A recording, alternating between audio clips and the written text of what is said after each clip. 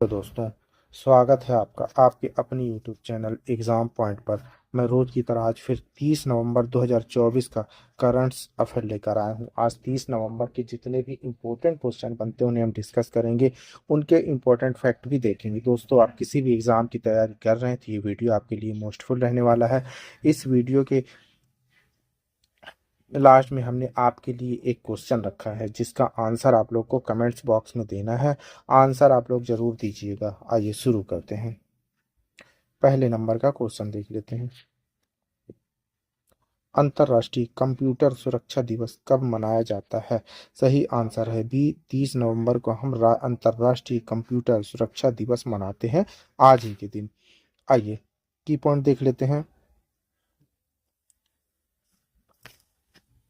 Computer सुरक्षा computer system की सुरक्षा और नुकसान, चोरी और अनाधिकृत उपयोग से जानकारी है। यह सूचना और संचार प्रौद्योगिकी का सुरक्षित और जिम्मेदार उपयोग है। हर वर्ष अंतर्राष्ट्रीय कंप्यूटर सुरक्षा दिवस 30 नवंबर को मनाया जाता है। इसे अंतर्राष्ट्रीय साइबर सुरक्षा दिवस के रूप में भी जाना जाता है।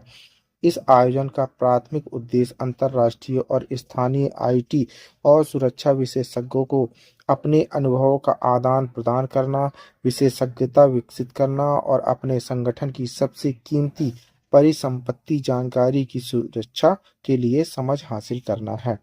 आइए कंप्यूटर प्रौद्योगिकी से संबंधित कुछ अन्य महत्वपूर्ण दिन हैं, जैसे सुरक्षित इंटरनेट दिवस 9 फरवरी को मनाया जाता है और कंप्यूटर साक्षरता दिवस 2 दिसंबर को मनाया जाता है। आइए आगे बढ़ते हैं। क्वेश्चन नंबर दूसरा देख लेते हैं। सीजीआई संजीव खन्ना के नेतृत्व वाले उच्चतम न्यायालय कलेजियम ने उच्चतम न्यायालय के न्यायाधीश के रूप में किसकी सिफारिश की है? सही आंसर है ए, न्यायमूर्ति मनमोहन सिंह जी। ऑप्शन है ए सही आंसर। की पॉइंट देख लेते हैं। सीजीआई संजीव खन्ना के नेतृत्व वाले उच्चतम न्यायालय कलेजियम ने उच्चतम न्यायालय के न्यायाधीश के लिए दिल्ली उच्च न्यायालय के मुख्य न्यायाधीश मनमोहन की सिफारिश की है। 2008 में दिल्ली उच्च न्यायालय में नियुक्त न्यायमूर्ति मनमोहन 29 सितंबर 2024 को मुख्य न्यायाधीश बने। न्यायमूर्ति मनमोहन उच्चतम न्यायालय में 2 लंबित रिक्तियों में से एक को भरेंगे, जिनकी स्वीकृति न्यायिक शक्ति 34 है। आइए क्वेश्चन नंबर 3 देख लेते हैं। मैक्स वेस्टरपेन ने लॉस वेगास ग्रांड प्रिक्स में कौन सी F1 विश्व चैंपियनशिप जीती है? सही आंसर है बी, चौथी। की पॉइंट देख लेते हैं। मैक्स वर्स्टरपेन ने लॉस वेगास ग्रांड प्रिक्स में अपनी चौथी F1 विश्व चैंपियनशिप हासिल की। प्रतिद्वंदी लैंडो नॉरिस ने से 5वें स्थान पर रहे, जो 6वें स्थान पर रहे हैं। जॉर्ज रसेल मार्टिसरीस ने रेस जीती। लुइस हैमिल्टन और कार्लोस सेंस ने पोडियम पूरा किया। वेस्टरपेन 4 बार के चैंपियन के रूप में शूमाकर, हैमिल्टन और वेटेल जैसे दिग्गजों में शामिल हो गए। उन्होंने एक कठिन प्रतियोगी के रूप में नॉमी नॉरिस की प्रशंसा भी की है। आइए क्वेश्चन नंबर 4 देखते हैं। हाल ही में जिन विद्वान और व्यापक आर्थिक इतिहासकार का निधन हुआ, उनका नाम क्या है? सही आंसर है बी, अमरेश बगाची। सही की पॉइंट देख लेते हैं। विद्वान और व्यापक आर्थिक इतिहासकार बगाची का कोलकाता में निधन हो गया। भारत में निजी निवेश 1939 और द पॉलिटिकल इकोनॉमिक और अंडरवर्ल्ड डेवलपमेंट जैसे कार्यों के लिए प्रसिद्ध उन्होंने अल्प विकास में साम्राज्यवाद की भूमिका पर प्रकाश डाला है। एक संस्था निर्माता और वामपंथी राजनीति के समर्थन उन्हें कोलकाता के विकास अध्ययन संस्थान का नेतृत्व किया और पश्चिम बंगाल योजना में बोर्ड में कार्य किया था। आइए क्वेश्चन नंबर 5 देखते हैं। विश्व के सबसे बुजुर्ग व्यक्ति जॉन टिनिस वुड का निधन कितनी उम्र में हो गया है? सही आंसर है बी, 112 साल की उम्र में। की पॉइंट देखते हैं। 1912 में लिवरपूल में पैदा हुए जॉन टिनिस वुड का 112 वर्ष की आयु में इंग्लैंड के साउथपोर्ट परिवार में संगीत के बीच निधन हो गया। द्वितीय विश्व युद्ध के अनुभवी, उन्होंने रॉयल आर्मी पे कोर में सेवा की और 60 वर्ष की आयु में सेवानिवृत्त होने से पहले एक तेल उद्योग अकाउंटेंट के रूप में काम किया था। इसी वर्ष अप्रैल में गिनीज वर्ल्ड रिकॉर्ड्स ने उन्हें दुनिया के सबसे बुजुर्ग आदमी के खिताब से नवाजा था। आइए आगे बढ़ते हैं। क्वेश्चन नंबर 6 देखते हैं। एशियाई विकास बैंक एडीबी के 11वें अध्यक्ष के रूप में किसे चुना गया है? सही आंसर है बी, मसातो कांडा जी को। आइए की पॉइंट देख लेते हैं। एशियाई विकास बैंक एडीबी के बोर्ड ऑफ गवर्नर ने सर्वसम्मति से मसातो कांडा को अपना 11वां अध्यक्ष चुना है। वर्तमान में जापान के प्रधानमंत्री और वित्त मंत्री के विशेष सलाहकार के रूप में कार्यरत कांडा फरवरी 2025 में मासातुंगसू असकावा की जगह पदभार ग्रहण करेंगे। उनका कार्यकाल 23 नवंबर 2026 को समाप्त होगा। 1966 में स्थापित और फिलीपींस के मनीला में मुख्यालय वाला एडीबी एशिया में सामाजिक और आर्थिक विकास पर ध्यान केंद्रित करता है। आइए आगे बढ़ते हैं। क्वेश्चन नंबर 7 देखते हैं। 55वें भारतीय अंतर्राष्ट्रीय फिल्म महोत्सव IFFI में किस फिल्म ने गोल्डन पीकॉक पुरस्कार जीता? सही आंसर है बी, टॉकिक्स। आइए की पॉइंट देख लेते हैं। 55वें भारतीय अंतर्राष्ट्रीय फिल्म महोत्सव IFFI 2024 को समापन समारोह 28 नवंबर को गोवा के पणाजी में आयोजित किया गया है। शोले विलो वाइट की टॉकिक्स ने प्रतिष्ठित गोल्ड पीकॉक अवार्ड जीता, जिसमें 40 लाख नगद पुरस्कार, एक ट्रॉफी और एक प्रमाण पत्र प्राप्त हुआ। क्लेमेंट फेनी वेबियो ने सर्वश्रेष्ठ अभिनेता पुरुष का पुरस्कार जीता है, जबकि वेस्टा माटू लाइट और लेवा रेपोकाइट ने टॉनिक्स में अपने प्रदर्शन के लिए सर्वश्रेष्ठ अभिनेता महिला पुरस्कार साझा किया। भारतीय वर्ग में नवजीत बंदीवाड़केर घाड़त गणपति के लिए सर्वश्रेष्ठ नवोदित निर्देशक के रूप में सम्मानित किया गया और लंपन को सर्वश्रेष्ठ वेब सीरीज OTT का पुरस्कार प्राप्त हुआ है। आइए आगे बढ़ते हैं। क्वेश्चन नंबर 8 देख लेते हैं। एल्युमिनियम उत्पाद में भारत का वैश्विक स्तर क्या स्थान है? सही आंसर है बी, दूसरा। की पॉइंट देखते हैं।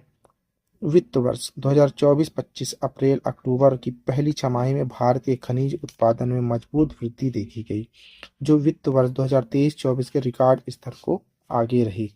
लौह अयस्क मूल्य के हिसाब से कुल खनिज उत्पादन में 69% की हिस्सेदारी के साथ लौह अयस्क का उत्पादन अप्रैल अक्टूबर 2024 में 4.1% बढ़कर 158.4 मिलियन मीट्रिक टन MMT हो गया, जबकि पिछले साल इसी अवधि में यह 152.1 MMT था। आइए आगे बढ़ते हैं। क्वेश्चन नंबर 9 देखते हैं।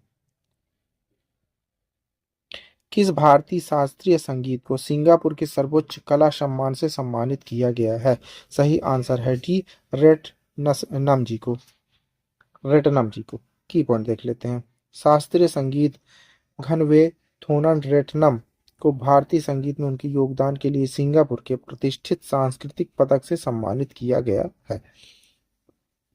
वह यह सम्मान पाने वाले पहले भारतीय शास्त्रीय संगीतकार है जिन्हें भारतीय शास्त्रीय संगीत में उनके 40 वर्ष के योगदान के लिए मान्यता दी गई है। बांसुरी।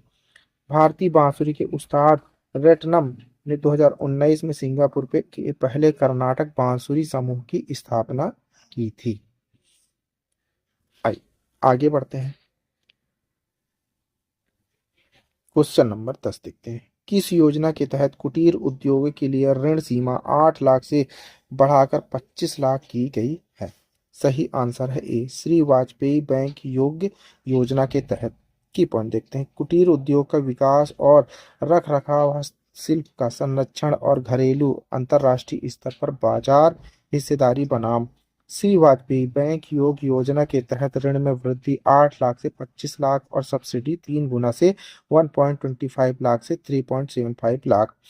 दत्तोपंत ठेंगरी योजना के तहत कारीगरों के लिए कार्यशील पूंजी ऋण 1 लाख से बढ़कर 3 लाख किया गया है। आइए क्वेश्चन नंबर 11 देखते हैं। सिद्धार्थ कौल के प्रथम श्रेणी क्रिकेट करियर में कुल कितने विकेट हैं? सही आंसर है सी, 297 विकेट। की पॉइंट देखते हैं। 2008 अंडर 19 विश्व कप विजेता टीम का हिस्सा रहे तेज गेंदबाज सिद्धार्थ कौल ने 2018 से 19 छह अंतर्राष्ट्रीय प्रदर्शनों के बाद सेवानिवृत्ति की घोषणा की। 10 मैचों में 16 विकेट लेकर पंजाब की 2023-24 सैयद मुश्ताक अली ट्रॉफी जीत में महत्वपूर्ण भूमिका निभाई।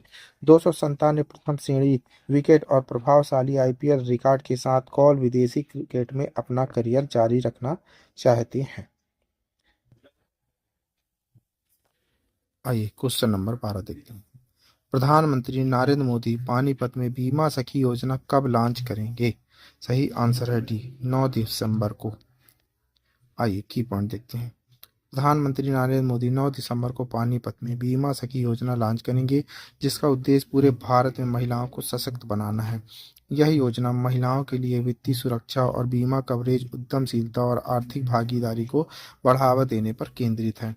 इसमें वित्तीय सहायता, बीमा उत्पादों तक पहुंच और महिलाओं के आत्मविश्वास और स्वतंत्रता को बढ़ावा देने के लिए कौशल विकास प्रशिक्षण शामिल है।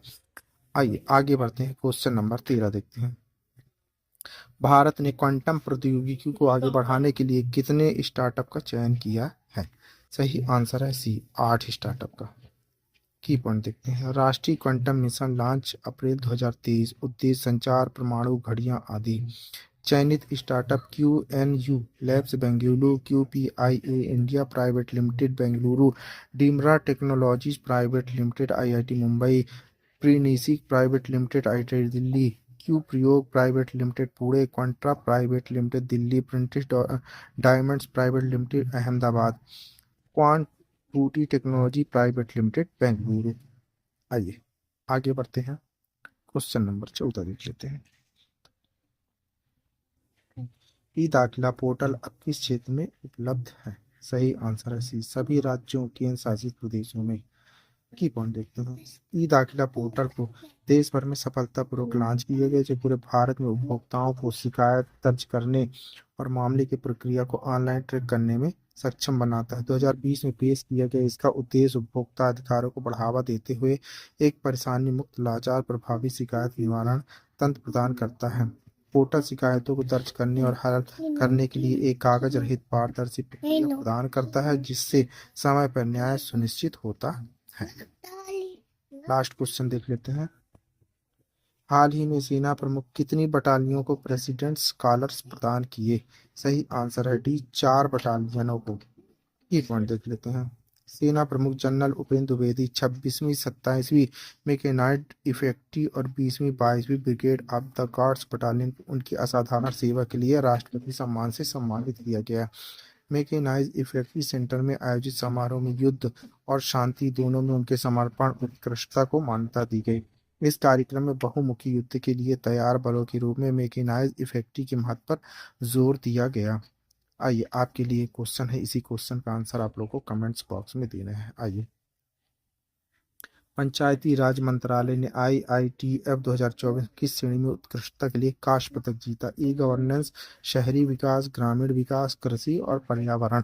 दोस्तों इसी क्वेश्चन का आंसर आप लोग को कमेंट्स बॉक्स में देना है। आंसर आप लोग कमेंट बॉक्स में जरूर दीजिएगा, भूलिएगा नहीं। आप पढ़ रहे हैं 30 नवंबर 2024 का डेली करंट अफेयर। दोस्तों आप किसी भी एग्ज़ाम की तैयारी कर रहे हैं तो ये वीडियो आपके लिए मोस्टफुल रहने वाला है। इस वीडियो की PDF डाउनलोड करने के लिए आप हमारे टेलीग्राम चैनल एग्जाम पॉइंट पर जाकर वहां से PDF डाउनलोड कर सकते हैं। Thank you for watching my video. इस वीडियो को ज़्यादा से ज़्यादा शेयर करें, लाइक करें, कमेंट करें। Thank you.